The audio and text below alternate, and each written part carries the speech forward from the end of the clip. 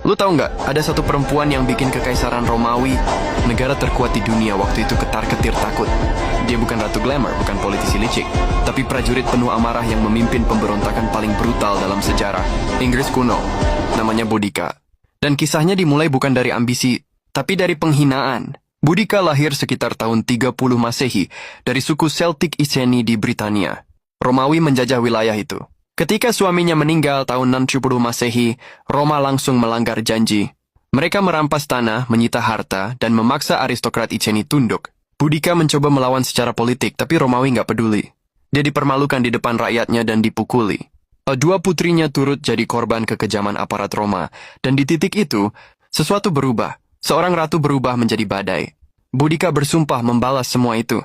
Dia mulai menyerukan perlawanan ke suku-suku Briton lain, dan kerasukan amarah kolektif yang selama ini cuma diam. Legendanya bilang dia berdiri di atas kereta perang dengan rambut merah panjang, membawa tombak dan berbicara layaknya nabi perang.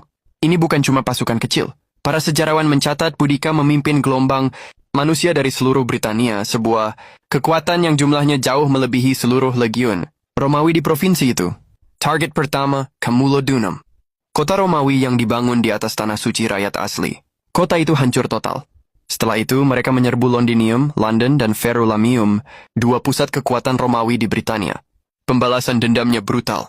Di 3 kota yang ia bakar, seluruh penduduk Romawi dan sekutu mereka dihabisi. Kekaisaran Romawi mengalami kehancuran yang tak terbayangkan. Keseluruhan provinsi masuk mode panik. Pemberontakan ini begitu parah, sampai-sampai Senat di Roma serius membahas kemungkinan untuk menarik ke seluruh legiun dan menyerahkan Britania. Boudica nyaris mengubah peta kekaisaran Romawi. Tapi Roma bukan kerajaan kecil. Mereka reorganisasi, gunakan formasi profesional, dan tunggu medan yang menguntungkan.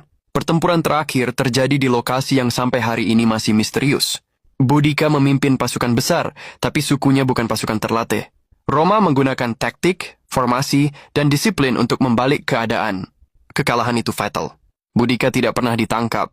Beberapa catatan Romawi bilang dia meninggal karena sakit, beberapa bilang dia memilih mengakhiri hidupnya sendiri agar tidak dijadikan tontonan kemenangan Roma. Yang jelas, dia menghilang, tapi namanya berubah menjadi legenda.